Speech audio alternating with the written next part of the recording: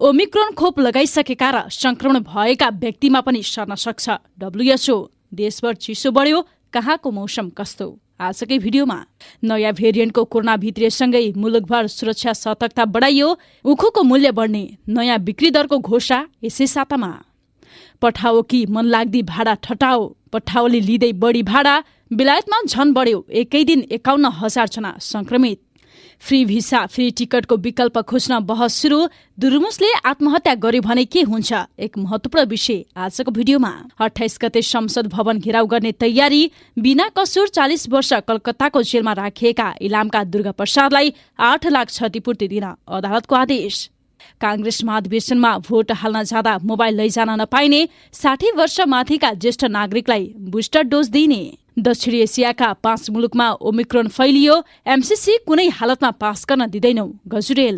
नेपाल आइडलको चौथो सिजन आजदेखि सुरु, यी पासपोर्ट लिन राष्ट्रिय परिचय पत्रको नम्बर अनिवार्य।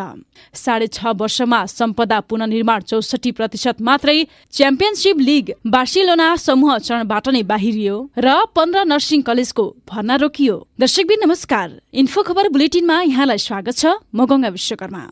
सदा जस्तै आज पनि देश विदेशका ताजा महत्वपूर्ण समाचारका साथमा हामी उपस्थित भइसकेका छौं। यो अत्यन्तै महत्वपूर्ण दिनभरिका समाचार भएकाले अन्तिमसम्म हेरी लाइक, कमेन्ट र साथीभाइलाई शेयर गर्न नबिर्सनुहोला। साथै दर्शकबिन हाम्रो च्यानल इन्फो खबरलाई सब्स्क्राइब गर्नुभएको छैन भने सत्य तथ्य पूरा जानकारीका लागि सब्स्क्राइब गरी बेल आइकनलाई पनि क्लिक गरिदिनुहोला। अब लागौं समाचारतर्फ। सुरुवातमा प्रसंग नयाँ भेरिएन्टको। विश्व स्वास्थ्य संगठन WHO ले कोभिडको नयाँ भेरिएन्ट ओमिक्रोन खोप लगाइसकेका र एकपटक संक्रमित भइसकेका व्यक्तिलाई सजिलै सर्ने तर यसको लक्षण सामान्य देखिने बताएको छ। दक्षिण अफ्रिकामा देखिएको पछिल्लो तथ्याङ्कले यो देखाउँछ कि एकपटक संक्रमण भएका व्यक्ति वा खोप लगाइसकेकाहरूमा पनि ओमिक्रोन तीव्र ढंगले फैलिन सक्छ। विश्व स्वास्थ्य संगठनका प्रमुख टेड्रो आडहानोम घोब्रियसले भने, तर तीव्र फैलिन्छ भनेर निष्कर्षमा पुग्नु अघि नै बढी तथ्याङ्क अध्ययन आवश्यक भएको उनले बताएका छन्। ओमिक्रोनको लक्षणबारे प्रष्ट तथ्याङ्क उपलब्ध गराउन समेत प्रभावित देशहरूलाई उनले अनुरोध गरेका छन्। दक्षिण अफ्रिकामा फैलिएको ओमिक्रोन भेरिएन्ट अहिले नेपाल लगायत 45 देशमा फैलिसकेको छ। प्रभावित देशहरूले सीमामा कडाई गर्नुका साथै विभिन्न प्रतिबन्धात्मक व्यवस्था लागू गरेका छन्। दर्शकबिन अब उखुको भाउ बढ्ने, यस सम्बन्धी प्रसंग। सरकारले उखुको किसान बिक्री मूल्य बढाउने भएको छ। उखुको यस वर्षको किसान बिक्री मूल्य सिफारिस गर्ने तयारी सकिएको कृषि तथा पशुपन्छी विकास मन्त्रालयले बताएको छ। यस वर्ष उखुको मूल्य बढ्ने र यसै साता उखुको मूल्य तोक्ने गरी तयारी भइरहेको मन्त्रालयका सहसचिव एवं प्रवक्ता प्रकाश सञ्जयले बताएका छन्। यो वर्ष उखुको मूल्य तोक्ने कार्य विगतको भन्दा वैज्ञानिक र व्यावहारिक रहेको उनको दावी रहेको छ। उखुको मूल्य तोक्ने सम्बन्धमा अध्ययन सकिएको छ। यो शुक्रबारसम्म मूल्य तय हुन्छ, प्रवक्ता सञ्जयले भने। यो वर्ष उखुको मूल्य तोक्न उखुको पकेट क्षेत्र मानिने तराईका 10 जिल्लामा अधिकृत स्तरको 2 जनाका दरले प्रतिनिधि खटाइएको थियो। प्रत्येक जिल्लाबाट कम्तीमा पनि 30 भन्दा बढी अध्ययन नमुना संकलन गरिएको मन्त्रालयले बताएको छ। दर्शकबिन अबको प्रसंग महाधिवेशनमा यस्तो नियम। शुक्रबारबाट काठमाडौँमा शुरू हुने नेपाली कंग्रेसको 14औं महाधिवेशनमा सहभागी हुने प्रतिनिधिहरूलाई केन्द्रीय निर्वाचन समितिले आचार संहिता जारी गरेको छ। निर्वाचन समितिले बुधबार एक विज्ञप्ति जारी गर्दै महाधिवेशनमा उम्मेद्वार रहेका केन्द्रीय कार्य समितिका पदाधिकारी, केन्द्रीय सदस्य तथा महाधिवेशन प्रतिनिधि, पार्टीका शुभेच्छुक समर्थकले आचार संहिता पालना गर्नुपर्ने बताएको हो। आफ्नो उम्मेद्वारीको प्रचार गर्नुपर्दा भिजिटिङ कार्ड र सामान्य अपिल वितरण गर्न सक्ने आचार संहितामा उल्लेख गरिएको छ। कसैको पनि व्यक्तिगत चरित्रमा लाञ्छना लाग्ने गरी प्रचार गर्न पाइने छैन भने मर्यादित, अनुशासित र संयमित भई शान्तिपूर्ण तरिकाले निर्वाचन प्रचार गर्न आग्रह गरिएको छ। दर्शकबिन अब लकडाउनको तयारीको प्रसंग। नेपालमा कोभिड-19 को नयाँ भेरिएन्ट ओमिक्रोन भित्रिएसँगै मुलुकभर उच्च सतर्कता अपनाउन थालिएको छ। नेपाल सरकार मन्त्री परिषदको यही मङ्सिर 13 गते र त्यसअघिका निर्णयका आधारमा गृह मन्त्रालयले प्रहरी तथा स्थानीय प्रशासनलाई आन्तरिक सर्कुलर जारी गर्दै उच्च सावधानी अपनाउन भनिसकेको छ। सोही आधारमा जिल्लामा आवश्यक तयारी थालिएको छ। गृह प्रवक्ता प्रदीप कुमार कोइराला मन्त्री परिषदको विभिन्न मितिमा गरेको निर्णय र कोभिड-19 संकट व्यवस्थापन समन्वय केन्द्र SCCMC को निर्णयका आधारमा तोकिएको स्वास्थ्य सुरक्षा मापदण्ड पालना गर्न र गराउनका लागि मातहतका निकायलाई सर्कुलर जारी गरिसकेको बताएको छ। सोही अनुसार सीमा क्षेत्रका जिल्लाले आवश्यक निर्णय गरी कार्यान्वयन समेत गर्न थालिसकेका छन्। यसअघि कोभिड-19 को संक्रमण न्यून भएकाले मापदण्ड कार्यान्वयनमा केही खुकुलो भएको थियो। अहिले पनि मापदण्ड विपरीतका कार्यक्रमहरू गरिँदै आएका छन्। पुनः त्यही मापदण्ड कार्यान्वयन गरी भिडभाड कम गर्न, 2 मिटरको दूरी कायम गर्न तथा साबुन पानीले नियमित हात धुने, सेनिटाइज गर्ने र खोप अभियानमा मानिसलाई सरिक गराउने जस्ता गतिविधिमा जोड दिन थालिएको छ। दर्शकबिन अब दुर्गा प्रसाद निमल सिन्हाको प्रसङ्ग। 40 वर्षसम्म बिना सुनवाई भारतीय जेलमा राखिएका इलामका दुर्गा प्रसाद तिमल सिन्हालाई क्षतिपूर्ति दिन कलकत्ता उच्च अदालतले आदेश दिएको छ। न्यायाधीश द्वय प्रकाश श्रीवास्तव र राजश्री भारद्वाजको संयुक्त इजलासले बुधबार तिमल सिन्हालाई 8 लाख 5 लाख भारतीय रुपियाँ तत्काल क्षतिपूर्ति दिन पश्चिम बंगाल सरकारलाई आदेश दिएको हो। अदालतले उक्त रकम 6 साताभित्र तिमल सिन्हाको खातामा पठाइसक्न पनि भनेको उनको मुद्दा लडेका अधिवक्ता हिरक सिन्हाले जानकारी दिनुभएको छ। तिमल सिन्हालाई जेलबाट छुटाउन महत्वपूर्ण भूमिका खेलेका पश्चिम बंगाल एम्पेच्योर रेडियो क्लबका सचिव अम्बारिश नागा विश्वासले अदालतको फैसला सकारात्मक भएको बताएका छन्। लामो लडाईपछि आज दुर्गा प्रसादले थोरै भए पनि क्षतिपूर्ति पाएका छन्। यो सकारात्मक कुरा हो, उनले भनेका छन्। दर्शकबिन वर्गको प्रसङ्ग ई पासपोर्टको। जिल्ला प्रशासन कार्यालय भक्तपुरबाट विद्युतीय राहदानी ई पासपोर्टको लागि आवेदन लिने कार्य सुरु भएको छ। प्रमुख जिल्ला अधिकारी रुद्रा देवी शर्माका अनुसार बुधबारबाट यो कार्यको थालनी गरिएको हो। जिल्ला प्रशासन कार्यालय भक्तपुरबाट विद्युतीय राहदानी लिन चाहने अनलाइनबाट फारम भर्नुपर्दछ। विद्युतीय राहदानी ई पासपोर्टको लागि आवेदन दिने व्यक्तिले अनिवार्य राष्ट्रिय परिचय पत्रको नम्बर सो फारममा भर्नुपर्दछ। हाल भक्तपुर स्थानीय तह र जिल्ला प्रशासन कार्यालयबाट राष्ट्रिय परिचय पत्रका लागि विवरण संकलन कार्य भइरहेको छ। प्रमुख जिल्ला अधिकारी शर्माले भन्नुभयो 50,000 भन्दा धेरैले राष्ट्रिय परिचय पत्रका लागि विवरण भरिसकेका छन्। दर्शकबिन अब धुर्मुसको समस्या यस सम्बन्धी प्रसङ्ग। नेपाल बसाइका क्रममा धुर्मुससँग भेटघाट गरेका प्रेम बानियाले उनीसँग भेटघाट गरेपछि केही गम्भीर सवालहरू उठाएका छन्। क्रिकेट रंगशाला बनाउन नसकेर बसेका धुर्मुस निकै नै विक्षिप्त भएको बानियाले बताएका छन्। धुर्मुस फ्रस्ट्रेसनमा गइसकेको खुलासा बानियाले गरेका छन्। धुर्मुसले आत्महत्या गर्यो भने के हुन्छ? दुर्शानको मुद्दा कसलाई लाग्छ? देश निमित्त केही गर्छु भन्यो, भुइँचालोले तहस नहस पारेका केही बस्ती बनायो अनि देशलाई क्रिकेट रंगशाला दिन्छु भनेर त्यो अभियान थाल्यो। 17 करोड ऋण छ, अहिले फाउन्डेसन ऋण दिन नसकेर ब्ल्याक लिस्ट पर्दैछ। धुर्मुस आफै विचलित देखे। परिवारमा उसले तनाव छँदा खादाको कलाकारिता उसै अल्पत्र पर्यो बानियाले भने। यदि धुर्मुसले आत्महत्या गरे भने आत्महत्या दुर्शानको मुद्दा कसलाई लाग्ला? सरकारले तत्काल उसलाई ऋणमुक्त गरेर यो रंगशालाको जिम्मा लियोस्। देश बनाउन हिँडेको हो धुर्मुस, विदेश होइन। देश बनाउन हिँडेको एउटा छोरोलाई जति सकिन्छ गाली गरौं, तर धुर्मुसले यो देशका लागि केही पनि बिगारेको छैन, धुर्मुसका भाइ कुमार कट्टेलले थपेका छन्। दर्शकबिन अबको प्रसङ्ग पठाओ कि मनलाग्दी भाडा ठटाओ यस सम्बन्धी। राइड सेयरिङ कम्पनी पठावोले सर्ज चार्जका नाममा सेवाग्राहीसँग तोकिएको भन्दा बढी शुल्क लिन थालेको छ। कम्पनीले व्यस्त समयमा आफ्ना चालकलाई यात्रु बोक्न प्रोत्साहन गर्ने भन्दै सेवाग्राहीसँग आफू खुसी कायम गरेको भाडा दर भन्दा 40% सम्म बढी शुल्क लिन थालेको हो। बिहान बेलुका कार्यालय समय र रातका बेला तथा व्यस्त समयमा सेवाग्राहीसँग यस्तो शुल्क लिने गरेको कम्पनीले स्वीकार गरेको छ। कम्पनीका अनुसार राइडर कम हुने समयमा पनि सेवाग्राहीसँग थप शुल्क लिने गरेको छ। यद्यपि यो शुल्क सेवाग्राहीलाई मार पर्न भन्दा सहजताकै लागि लिएको कम्पनीको दाबी छ। दर्शकबिन अब बुस्टर डोज यस सम्बन्धी प्रसङ्ग। स्वास्थ्य तथा जनसङ्ख्या मन्त्रालयले कोरोना भाइरस विरुद्धको खोप लगाएका व्यक्तिलाई खोपको थप मात्रा बुस्टर डोज दिने भएको छ। राष्ट्रिय खोप सल्लाहकार समितिको सिफारिसका आधारमा 60 वर्षभन्दा माथिका भर्सेलको 2 मात्रा लगाएका ज्येष्ठ नागरिकलाई बुस्टर डोज दिने भएको हो। समितिको सिफारिस र विश्व स्वास्थ्य संगठन WHO को मापदण्डमा परेका 60 वर्षभन्दा माथिका भर्सेल खोपको 2 मात्रा लगाएका ज्येष्ठ नागरिकलाई 1 मात्रा खोप पुनः दिन थालिएको स्वास्थ्य सेवा विभागको परिवार कल्याण महाशाखाका प्रमुख डाक्टर विवेक कुमार लालले जानकारी दिनुभयो। दर्शकबिन अब संसद घेर्ने यस सम्बन्धी प्रसङ्ग। यही मङ्सिर 28 गते बस्ने संसद बैठकमा MCC अनुमोदनको तयारी भएको भन्दै 6 दलीय गठबन्धनले सो दिन संसद भवन घेराउ गर्ने तयारी गरेको छ। 28 गतेका लागि संसदको अधिवेशन आह्वान भएको छ। मोहन वैद्य नेतृत्वको नेकपा क्रान्तिकारी माओवादीको नेतृत्वमा रहेको 6 दलीय गठबन्धनको बुधबार बसेको बैठकले संसद भवन घेराउ गर्ने निर्णय गरेको हो।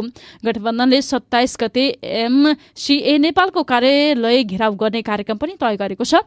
6 दलीय गठबन्धनमा मोहन वैद्य नेतृत्वको नेकपा क्रान्तिकारी माओवादी, नेत्र विक्रम चन्द विप्लव नेतृत्वको नेकपा लगायतका दलहरू रहेका छन्। दर्शकबिन अब मौसम सम्बन्धी जानकारी। हाल देशका पहाडी भूभागमा आंशिक बदली रहेको छ। मौसम पूर्वानुमान महाशाखाका अनुसार आंशिक बदली रहेसँगै देशभर चिसो समेत बढ्दै गएको छ। देशभर चिसो बढ्ने क्रममा रहेकोले चिसोबाट बस्ने आवश्यक सुरक्षा एवं सतर्कता अपनाउन महाशाखाले अनुरोध गरेको छ। प्रदेश नम्बर 1 को भूभागमा आंशिकदेखि सामान्य बदली, बाँकी प्रदेशको पहाडी भूभागमा आंशिक बदली तथा अन्य भूभागमा मौसम सामान्यतः सफा रहनेछ। प्रदेश नम्बर 1 को पहाडी भूभागमा 1 वा 2 स्थानमा हल्का वर्षाको सम्भावना रहेको छ। रातिसम्म प्रदेश नम्बर 1, प्रदेश नम्बर 2 को भूभागमा आंशिकदेखि सामान्य बदली, बाँकी प्रदेशको पहाडी भूभागमा आंशिक बदली तथा अन्य भूभागमा मौसम सामान्यतः सफा रहनेछ। प्रदेश नम्बर 1 र प्रदेश नम्बर 2 का भूभागका 1-2 स्थानमा हल्का वर्षाको सम्भावना रहेको छ। दर्शकबिन अब एमसीसी को प्रसंग। नेकपा माओवादी क्रान्तिकारीका नेता सीपी गजुरेलले एमसीसी कुनै पनि हालतमा पास गर्न नदिने बताएका छन्। काठमाडौँमा बुधबार आयोजित कार्यक्रममा नेता गजुरेलले आफूहरू जनताको साथमा रहेकाले एमसीसी कुनै पनि हालतमा पास हुन नदिने बताएका हुन्। उनले एमसीसी सच्चा देशभक्त र विदेशी दलालको बारेमा पर्दाफास गर्ने रेखा हुने पनि उनको भनाइ थियो। उनले हरेक नागरिकले अब देशभक्त भएर उभिने वा विदेशी दलालको साथ दिने भन्ने कुरा आत्मसात गर्नुपर्ने बेला आएको बताएका छन्। नेता गजुरेलले अहिले एमसीसी को कारण जनतामा आक्रोश पैदा भएकाले यसलाई क्रान्तिमा बदल्नुपर्ने बताएका छन्। उनले एमसीसी अधिकांश नेपालीहरूले नचाहेकोले हस्तक्षेप गर्नु परेको पनि स्पष्ट पारे। दर्शकबिन अब फ्री भिसा फ्री टिकटको प्रसंग। वैदेशिक रोजगारीमा लागू भएको फ्री भिसा फ्री टिकटको व्यवस्थाबाट सरकार र विदेश जाने दुवै पक्षले फाइदा उठाउन नसकेपछि विकल्प खोज्न बहस सुरु भएको छ। सरकारले नियम लागू गरे पनि मेनपावर कम्पनीहरूले त्यसअनुसार फ्री भिसा फ्री टिकटको व्यवस्था गर्न नसक्दा कामका लागि विदेश जाने युवाहरूलाई पहिले जस्तै हजारौं रुपियाँ तिर्नु परेको विकल्प छैन। अर्कोतिर विदेश जानेबाट लाखौं रुपियाँ लिएर पनि मेनपावर कम्पनीले 10,000 रुपियाँ भन्दा धेरै आमदानी देखाउन सकिरहेका छैनन्। यसले वार्षिक करोडौं कमाउने व्यवसायी बाट पनि सरकारले कर असुली गर्न सकिरहेको छैन। फ्री भिसा फ्री टिकटको नियमले दुवै पक्ष फाइदामा नदेखेपछि सरकारले विकल्पमा बहस सुरु गरेको हो। दर्शकबिन अब पेन्सन अवधि यस सम्बन्धी प्रसंग। नेपाल प्रहरीका जवानहरूको पेन्सन अवधि 16 वर्ष बनाउने प्रस्ताव अगाडि बढेको छ। प्रहरी प्रधान कार्यालयले नक्साले पठाएको प्रस्तावलाई गृह मन्त्रालयले निर्णयार्थ अगाडि बढाएको हो। मन्त्रालय उच्च स्रोतका अनुसार मन्त्रालयले शर्तसहित पेन्सन अवधि घटाउने प्रस्तावबारे छलफल गरिरहेको छ। स्रोत भन्छ अर्थ मन्त्रालय, लोकसेवा आयोग लगायत विभिन्न निकायसँग छलफल चलिरहेको छ। केही सातामै प्रहरी नियमावली संशोधनको निर्णय हुन सक्छ।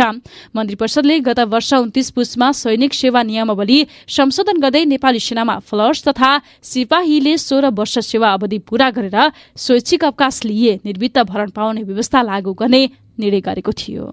दर्शकबिन अब नर्सिङको भर्ना यस सम्बन्धी प्रसंग। प्राविधिक शिक्षा तथा व्यावसायिक तालिम परिषद CTEVT-ले शैक्षिक सत्र 2078-79 मा प्रमाणपत्र तह नर्सिङ कार्यक्रमको भर्ना रोक्न 15 कलेजलाई निर्देशन दिएको छ।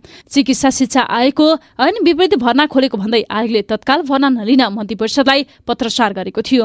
सोही पत्रको आधारमा बुधबार CTEVT-ले सार्वजनिक सूचना जारी गरी विद्यार्थी भर्ना प्रक्रिया रोक्न निर्देशन दिएको हो। राष्ट्रिय चिकित्सा शिक्षा ऐन 2075 को दफा 42 बमोजिम प्रमाणपत्र तहको कार्यक्रम सञ्चालन नहुने भएकाले चिकित्सा शिक्षा आयोगको 2077 साउन 30 गतेको बैठकबाट शैक्षिक सत्र 77-78 देखि उक्त तहका कार्यक्रम सञ्चालन नगर्ने नगराउने निर्णय भई उक्त निर्णय कार्यान्वयनका लागि सम्बन्धित विश्वविद्यालय मार्फत जानकारी गराइसकिएको अवस्थामा भर्ना लिन नमिल्ने उल्लेख गर्दै पठाएको थियो। दर्शकबिन अर्को प्रसंग पुनर्निर्माणको। भूकम्प गएको 6.5 वर्षमा सम्पदा पुनर्निर्माण 64% मात्रै पूरा भएको छ। 21% सम्पदा निर्माणाधीन र बाँकी 15% को निर्माण नै सुरु भएको छैन। 2072 वैशाखको भूकम्पले 920 वटा सम्पदामा क्षति पुर्याएको थियो। सरकारी भवन र खानेपानी संरचनाको पुनर्निर्माण भने लगभग सकिने क्रम रहेको छ। निजी आवास, विद्यालय भवन, संस्था, स्वास्थ्य, पुरातात्विक सम्पदा, सडक तथा पुल निर्माणको काम भने अझै बाँकी नै रहेको छ। राष्ट्रिय पुनर्निर्माण प्राधिकरणले बुधबार आयोजना गरेको नेपालको पुनर्निर्माण सम्बन्धी अन्तर्राष्ट्रिय सम्मेलनमा उक्त तथ्याङ्क सार्वजनिक गरिएको हो। सरकारी भवनतर्फ 5% को पुनर्निर्माण जारी रहँदा 2% को मात्रै निर्माण थाल्न बाँकी छ। दर्शकबिन अब कुवेतमा पनि ओमिक्रोन फैलियो। यस सम्बन्धी प्रसंग। कोरोनाको नयाँ भेरिएन्ट ओमिक्रोन कुवेतमा पनि भेटिएको छ। कुवेतको स्वास्थ्य मन्त्रालयका प्रवक्ता डाक्टर अब्दुल्लाह अल सन्दले बुधबार दिएको जानकारी अनुसार ओमिक्रोन केस अफ्रिकी देशहरूबाट आएका मध्ये एक यात्रुमा फेला परेको जानकारी दिएका हुन्। ती यात्रुले यसअघि नै कोभिड-19 को दुवै डोज खोप लगाइसकेका थिए। उनी अहिले स्वास्थ्य प्रोटोकल अनुसार संस्थागत क्वारेन्टिनमा रहेको प्रवक्ता डाक्टर अल सन्दलाई उद्धृत गर्दै अरब टाइम्सले बताएको छ। उनले हाल कुवेतमा महामारीको अवस्था स्थिर रहेको बताउँदै नागरिक र आप्रवासी श्रमिकहरूलाई मन्त्रालयले जारी गरेको निर्देशन पालना गरी भाइरसको फैलावट रोक्न मद्दत गर्न र बुस्टर डोज खोप लिन अनुरोध गरेका छन्। दर्शकबिन अब नेपाल आइडलको प्रसङ्ग। गायन रियालिटी शो नेपाल आइडलको चौथो सिजन आजदेखि सुरु हुँदैछ। AP1 टेलिभिजनबाट प्रसारण हुँदै आएको यो शो आज राति 8:30 बजेदेखि सुरु हुन लागेको हो। नेपाल आइडल 4 आसिफ शाह र रेशमा घिमिरेले होस्ट गर्दैछन्। वरिष्ठ संगीतकार शम्भुजित बास्कोटा, सुगम पोखरेल र शिवानी मोक्तानले जजको भूमिका निर्वाह गर्नेछन्। अबको करिब 4 महिनापछि नेपालले चौथो नेपाल आइडल पाउनेछ। आइडल सिजन 4 को मुख्य प्रायोजक कोका कोला रहेको छ। दर्शकबिन अब बेलायतमा कोरोना अपडेट। बेलायतमा कोरोना भाइरसको संक्रमण झन बढेको देखिएको छ। बेलायतका स्वास्थ्य सम्बन्धी अधिकारीहरूले जनाए अनुसार त्यहाँ एकै दिन 51,000 भन्दा बढी कोरोना भाइरसका संक्रमित देखिएका छन्। त्यहाँ स्वास्थ्य अधिकारीहरूले लामो समयपछि यति धेरै संक्रमित भएको पनि बताएका छन्। बेलायतको स्वास्थ्य मन्त्रालयद्वारा जारी वक्तव्यमा बुधबार मात्र 51,300 भन्दा बढी देखिएका हुन्। सो विज्ञप्तिमा उल्लेख गरे अनुसार पछिल्लो 24 घण्टामा कोरोना भाइरसबाट त्यहाँ 51,000 भन्दा बढी मानिस संक्रमित भएका छन्। अघिल्लो हप्ता त्यहाँ संक्रमित केही घटेका थिए, तर हिजो बुधबार भने त्यहाँ यति धेरै संक्रमित देखिएको बताइएको छ। दर्शकबिन अब खेलकुद सम्बन्धी प्रसङ्ग। क्याटलान क्लब बार्सिलोना च्याम्पियनशिप लिगको समूह चरणबाट नै बाहिरिएको छ। बुधबार राति भएको खेलमा जर्मन क्लब बायर्न म्युनिखसँग 3-0 को हार र अर्को खेलमा बेफिन्काले जित निकालेपछि बार्सिलोना समूह चरणबाटै बाहिरिएको हो। बार्सिलोना 2 दशकपछि समूह चरणबाट बाहिरिएको हो। यसअघि सन् 2000 र 2001 सिजनमा समूह चरणबाट बाहिरिएको थियो। जाभी हर्नाडेज च्याम्पियनशिप लिगबाट बाहिर्ने बार्सिलोनाको खेलाडी र प्रशिक्षक बनेका छन्। 2000 र 2001 मा जाभी बार्सिलोनाको युवा खेलाडी र यसपटक टोलीको मुख्य प्रशिक्षक रहेका छन्। एली एन्जे एरिना म्युनिखमा बुधबार राति भएको खेलमा घरेलु टोली बार्सिलोनाको जितमा थोमस लुमर, लीरोए साने र जमल म्युसिएलाले गोल गरेका छन्। बार्सिलोनाले पहिलो हाफमा 2 तथा दोस्रो हाफमा 1 गोल थपेको थियो। हवस् त दर्शकबिन, इन्फो खबर बुलेटिन अहिलेको लागि यति नै। यदि हाम्रो च्यानललाई सब्स्क्राइब गर्नु भएको छैन भने सत्य तथ्य पूरा जानकारीका लागि सब्स्क्राइब गरी बेल आइकनलाई पनि क्लिक गरिदिनुहोला। र अन्तिमसम्म समाचार हेरिदिनु भएकोमा यहाँलाई धेरै धेरै धन्यवाद। यो समाचारलाई लाइक, कमेन्ट र साथीभाइलाई सेयर गर्न नबिर्सिनुहोला। अहिलेको लागि भने म गङ्गा विश्वकर्मासँगै सम्पूर्ण टिम नै बिदा चाहन्छु। नमस्कार।